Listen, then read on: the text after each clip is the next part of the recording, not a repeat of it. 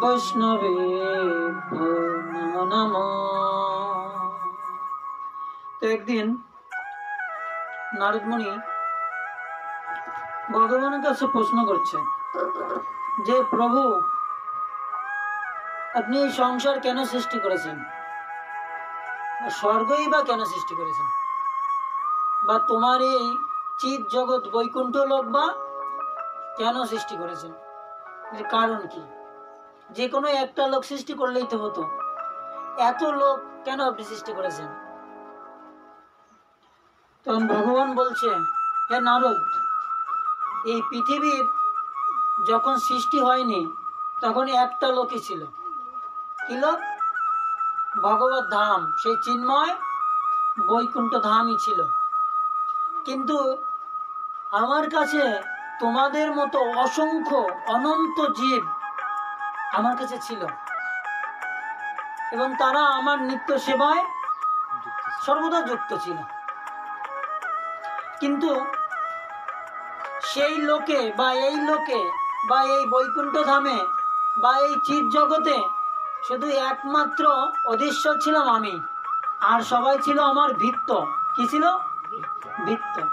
একেলা ঈশ্বর কৃষ্ণ আর সব ভিত্ত, যেমনে জইছে নাচায় সে তৈছে করে নিত্য। তা আমি শুধু এখানে ভোগ করতাম, সবাই আমার সেবা করত।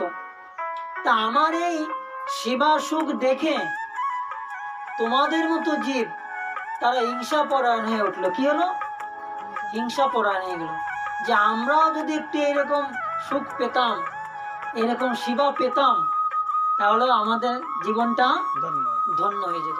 মানে ভগবানের সেবা করতে করতে ওই চিৎ জগতে ভগবানের সান্নিধ্যে থাকার পরেও দেখুন মায়া কতটা প্রবল, কলি মহারাজ কতটা প্রবল। বিগত কয়েক সপ্তাহ শুধু কলি মহারাজের কথাই বলছি যে কত প্রবল, যে ভগবানের কাছে ছিল। আমরা প্রত্যেকে এখানে যারা আছি না, আমরা প্রত্যেকে ভগবানের ধামে ছিলাম এবং ভগবানের কোনো না কোনো সেবায় ছিলাম। আমাদের ভিতর কেউ তো আমরা ভগবানের চরণ সেবা করতাম, কেউ তো ভগবানের চুলের শৃঙ্গার করতাম, কেউ তো ভগবানের বস্ত্র ধুতাম, কেউ হয়তো ভগবানকে চন্দন লেপন করে দিতাম, কেউ হয়তো ভগবানকে সুন্দর করে তার শরীরে অঙ্গরাগ করে দিতাম। আমরা প্রত্যেকে ভগবানের কাছে ছিলাম। এখানে আমরা যারা আছি প্রত্যেকে আমরা সেই ভগবত ধামে চিৎ জগতে ছিলাম। প্রশ্ন করেছে কে? নারদ মুনি। কেন বা এই পৃথিবী সৃষ্টি করেছেন, কেন বা স্বর্গলোক সৃষ্টি করেছেন, কেন বা বৈকুণ্ঠ? কি দরকার ছিল? যে কোনো একটা লোক থাকলেই তো হয়ে যেত, এত সৃষ্টির কি দরকার ছিল? সেই কথার ভগবান উত্তর দিচ্ছেন। তা আমি ওইখানে শুধু একা ঈশ্বর ছিলাম, আমি একা পুরুষ ছিলাম, আর তোমরা সবাই ছিলে প্রকৃতি। তা প্রকৃতির ধর্ম কি? পুরুষের সেবা করা।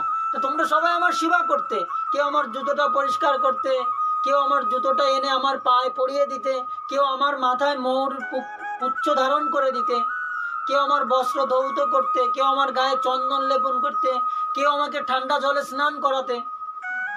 সবাই তোমরা আমার ধামেই ছিলে। কিন্তু এইরূপ ঐশ্বর্যময় সেবা তোমরা শুধু করতে আর মনে মনে ভাবতে যে আমরাও যদি একটু এইরকম সেবা পেতাম। যখন আমরা একটা সুন্দর বাইক দেখি, সুন্দর গাড়ি দেখি, তখন আমাদের ইচ্ছা করে না এরকম একটা গাড়ি যদি আমার থাকতো, বা অনেক সুন্দর একটা বাড়ি যদি কোথাও বেড়াতে গিয়েছেন দেখছেন, তখন আপনার মনে হয় না যে এমন একটা বাড়ি যদি আমার থাকতো? মনে হয় কিনা? স্বাভাবিক না? স্বাভাবিক কিনা? এটা স্বাভাবিক। তো ভগবানের কাছে আমরা ছিলাম। দেখুন কলির মায়া কি, যোগমায়া মহামায়ার কি প্রভাব, ভগবানের মায়ার কি প্রভাব। ভগবানের কাছে ছিলাম, তার সেবা করতাম, তথাপিও মনে কি রয়েছে যে আমিও যদি ওইরূপ সেবা গ্রহণ করতে পারতাম। আর এই কলি যুগে এই পৃথিবী, এই সংসারের কথা আর কি বলবো। এখানে থেকে সবসময় আমাদের মনে একটা না একটা বাসনা উদয় হচ্ছে কিনা? তো ভগবানের কাছে ছিলাম, ভগবানের ধামে ছিলাম, তাই আমাদের এইরূপ গতি। তখন ভগবান বলছে যে আমি তো তোমাদের পিতা। পিতা কিনা? এখন পিতার কাছে যদি পুত্র বা কন্যা বায়না করে, তাহলে তো অবশ্যই পিতার সেই বায়না পূরণ করতে হয় না? হয় কিনা?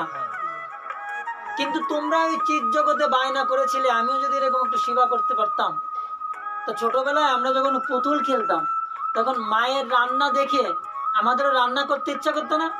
তখন মেলা থেকে বাবা মা কি করতো, ছোট ছোট হাঁড়ি কড়াই কিনে দিত না আমাদের, এবং ছোট উলন তৈরি করে দিত না যে এখানে রান্না কর। ওখানে কি আমরা রান্না করতাম? করতে পারতাম? হয়তো সবকিছু আমাদের এনে দিয়েছে, উলনও তৈরি করে দিয়েছে, কিন্তু আমরা আগুন দিয়ে তাতে রান্না করতে পারতাম না। কিন্তু যেহেতু আমরা বায়না করেছি মায়ের কাছে, বাবার কাছে, তাই বাবা মা আমাদের সেই বায়নাটাকে পূরণ করেছে না? ঠিক ভগবানের ধামে আমরা ছিলাম, ভগবানের ঐশ্বর্য সুখ ভোগ করা দেখে আমাদের মনেও বাসনা জেগেছে যে আমি যদি একটু ভগবানের এইরকম সুন্দর পালনকে আমি যদি একটু ঘুমাতে পারতাম। তাই ভগবান কি করেছে, এই পৃথিবীর রূপে হাঁড়ি কড়াই তৈরি করেছে রান্না করার জন্য। আমার মেয়ে বায়না করেছে যে মা রান্না করা দেখে যে মা আমিও রান্না করব। তখন মা কি করেছে, মেলা থেকে ছোট ছোট হাঁড়ি কড়াই কিনে এনে দিয়েছে না? তো ভগবান বলেছে যে আমার এই ধামে শুধু একজনই পুরুষ, এখানে বলে তোমরা ভোগ করতে পারবে না। আর যেহেতু আমি তোমাদের পিতা, আর পিতার কর্তব্য কি, ছেলে মেয়েদের মনের বাসনা পূর্ণ করা। যতই কষ্ট হোক, বাবা কিন্তু তার ছেলে মেয়েদের বায়না পূরণ করে না? অবশ্যই করে। হয়তো বাবা 2 বছর 3 বছর ধরে এক জোড়াই চটি পায়ে দিচ্ছে, একটা দুইটাই শার্ট ব্যবহার করছে, কিন্তু ছেলে মেয়েকে কি করছে, প্রতি বছর পূজা আসলে নতুন বস্ত্র দেয় না? বাবা মা তার ছেলে মেয়ের বায়না অবশ্যই পূরণ করে। সেই বাবা মা কষ্ট স্বীকার করে কি করে, ছেলে মেয়ের কি পূর্ণ করে। তাই যদিও আমরা ভগবানের কাছ থেকে চলে এসেছি, ভগবানের কষ্ট হচ্ছে, আমাদের পিতার কষ্ট হচ্ছে, তথাপিও তিনি কি করছেন, আমাদের বায়নাকে পূরণ করার জন্য তিনি এই পৃথিবী সৃষ্টি করেছেন, তিনি এই স্বর্গ লোক সৃষ্টি করেছেন। কেন? আমরা সুখ পেতে চেয়েছি, কারণ পৃথিবীতে তো সুখ নেই। সুখ পেতে গেলে কোথায় যেতে হবে?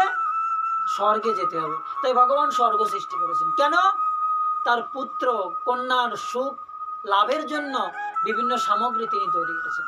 বলছে নারদ, আমি তোমাদের সুখের জন্য, তোমাদের মনের সুপ্ত বাসনার জন্য আমি কি করেছি, এই পৃথিবী লোক, এই স্বর্গলোক আমি সৃষ্টি করেছি শুধুমাত্র তোমাদের জন্য, আর কোনো কারণ নেই। কারণ আমি তোমাদের পিতা, আর তোমরা হচ্ছে আমার কে, সন্তান স্বরূপ। তাই তোমাদের মনের ইচ্ছাকে পূরণ করার জন্যই এই যত আয়োজন। এখানে কি ভগবানের কোনো দোষ আছে? দোষ কাদের? সব দোষ আমাদের। আমাদের মনে যদি ওরকম বায়না না জাগতো, ওইরকম সুখ লাভের আকাঙ্ক্ষা না জাগতো, তাহলে আমরা আজকে এত কষ্ট পেতাম না। দেখুন গরমে আমরা কত কষ্ট পাই, আর আমরা বলি কবে যে শীতকাল আসবে। এবার যখন শীত আসে তখন বলি কবে গরম আসবে, বলি কি না? তা আমরা এই পৃথিবীতে কখনো সুখ পাই না, ভগবানের ধামেই একমাত্র সুখ। কিন্তু আমরা ওখানে স্বতন্ত্র হয়ে সুখ ভোগ করার চেষ্টা করছিলাম, তাই ভগবান আমাদেরকে স্বতন্ত্র করে দিয়েছে।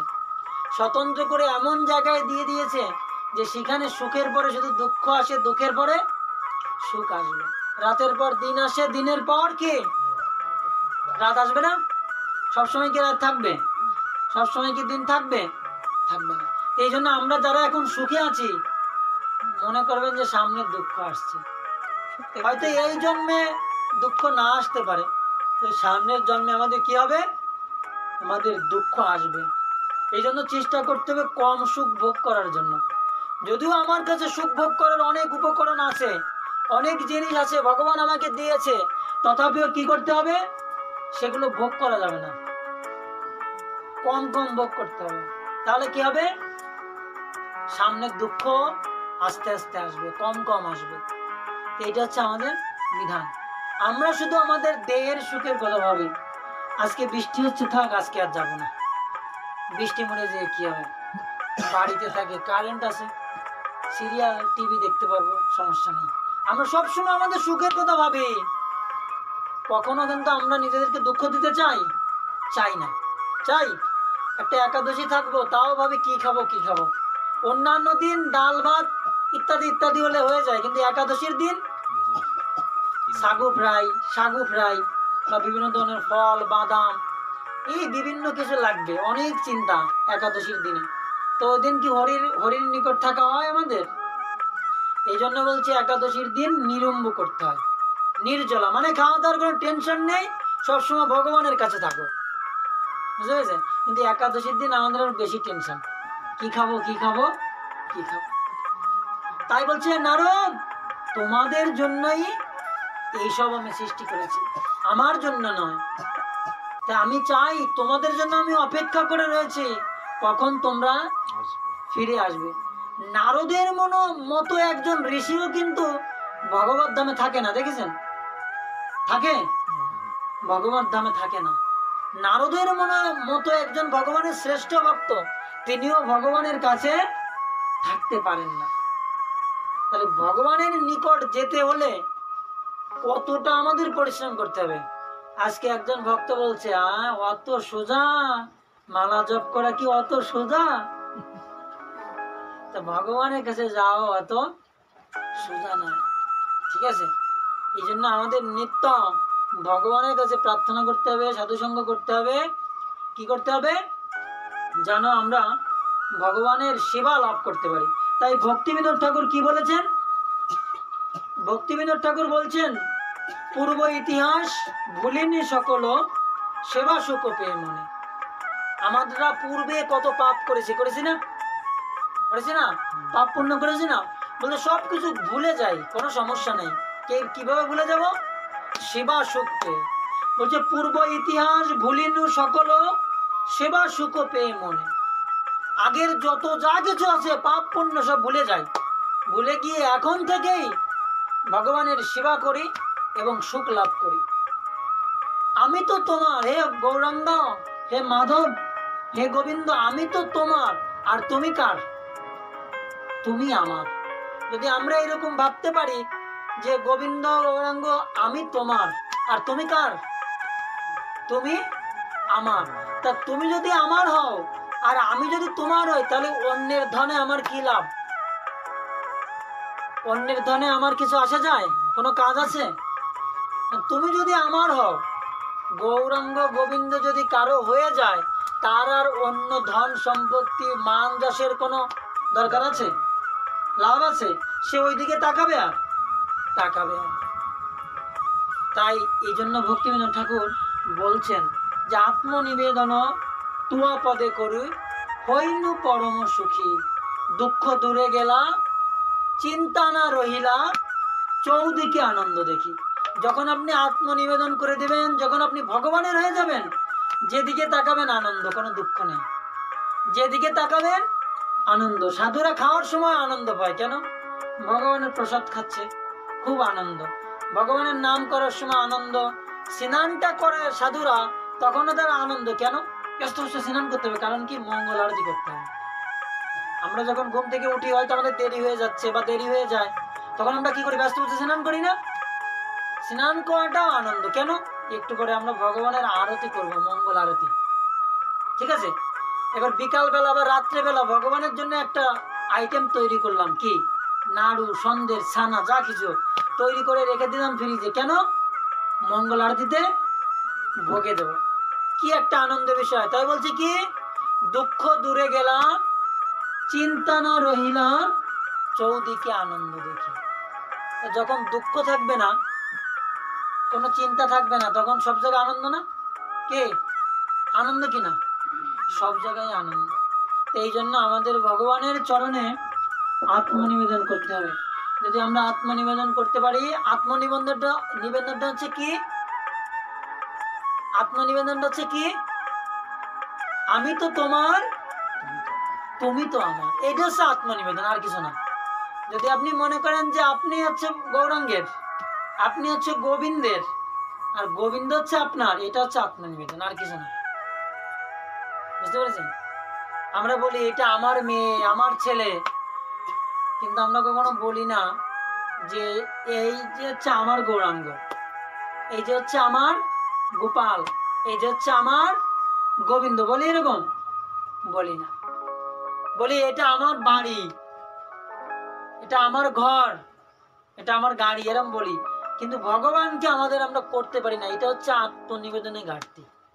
যদি আমরা এরকম বলতে পারি যে এটা হচ্ছে আমার গৌরাঙ্গ, আমার গোবিন্দ, আমার গোপাল, এটা হচ্ছে আত্মনিবেদন। আমার এই জড় জগতের যত আমার আছে সব বাদ দিতে হবে। এই বাড়ি আমার, এই ঘের আমার, এই জমি আমার, এই ব্যাংক ব্যালেন্স আমার, এই গাড়ি, এগুলো বাদ দিতে হবে। এই ছেলে আমার, এই মেয়ে আমার, আমার ছেলে এত বড় অফিসার, অনেক বড় চাকরি করে, এসব বাদ। জড়জগতের আমার বাদ, আধ্যাত্মিক দিকের আমারকে গ্রহণ করতে হবে। সেটা কি? আমার গোপাল, আমার গোবিন্দ, আমার গৌরাঙ্গ, আমার রাধা মাধব। তা যখন সে আপনার হয়ে যাবে, তখন আপনি যখন বাজারে যাবেন ফলের দোকানে, তখন ফলটা দেখে কি ভাববেন? যে আমার গোপালের জন্য নেব। তখন আর ভাববেন না যে আমার মেয়ের জন্য নেব। আরে গোপাল খাওয়ার পরে তো আমার মেয়েই খাবে, তাহলে আমার ভাবতে সমস্যা কি যেটা আমি গোপালের জন্য নেব, এটা আমার গৌরাঙ্গের জন্য নেব। যেদিন এরকম ভাবতে পারবেন সেদিন বুঝবেন যে আত্মনিবেদন করেছেন ভগবানকে। আর যতদিন মনে করবেন যে এই ফলটা তো আমার শায়ন্তিকা খুব ভালো খায়, এই কাঁঠাল না আমার চুকলুর খুব প্রিয়, এই আম না গৌতম বাবুর খুব প্রিয়, তো এরকম যদি আমরা ভাবি, আমার মাসিমা ভাবে যে এই লিচু গৌতম বাবুর খুব প্রিয়, এটা নিয়ে যাই, এটা সে খুব আনন্দ পাবে। আমি যদি এটা নিয়ে যাই বাসায়, সে দেখে খুব ভালো লাগবে যে আমার জন্য এটা কিনে এনেছে। এই জিনিসটা যদি আমরা ভাবি যে এটা আমার রাধা মাধবের খুব প্রিয়, কারণ রাধা মাধব খাওয়ার পরেই তো গৌতম বাবু খাবে, ঠিক কিনা? খাবে কিনা? এইটা হচ্ছে আত্মনিবেদন। আমি তো তোমার, তুমি তো আমার, বেশ এতটুকুই, বেশি না। ভগবান এর থেকে বেশি চায় না। কতটুকু? যে আমি তো তোমার, তুমি তো আমার। তা আমাদের সবার ভগবানের জন্যই ক্রিয়াকর্ম করতে হবে, সেবা করতে হবে, তাহলে আমরা কি আনন্দ লাভ করতে পারবো। না হলে দেখুন, কেউ কি আমরা সারা জীবন যুবক থাকতে পারবো? এরপরে আপনি বার্ধক্য আসবে না, তখন আপনি নড়তে পারবেন না, চড়তে পারবেন না, এক জায়গায় বসে থাকতে পারবেন না। কেন? মাজায় হাড় ক্ষয় হয়ে গেছে, একটু দাঁড়াতে হবে, একটু বসতে হবে, হবে কিনা? গা দিয়ে এরপরে গন্ধ বেরোবে। আমরা কিন্তু সারা জীবন একরকম থাকতে পারবো না। তাই আমাদের সময় থাকতে কি করতে হবে? আমি তো তোমার, তুমি তো আমার। শুধুমাত্র এতটুকুই, মাত্র এই 2 সেন্টেন্সের দ্বারা ভগবানকে লাভ করতে পারেন, আর কিচ্ছু লাগবে না। তুমি তো আমার, আমি তো তোমার, ব্যাস, আর কিচ্ছু না। এ ভগবান, আমি তোমার, তুমি আমার, আমার যা কিছু আছে সব তোমার, আর তোমার যা কিছু আছে সব আমার। এতটুকুই যদি আমরা ভাবতে পারি, তাহলে ভগবান আর কিচ্ছু চায় না।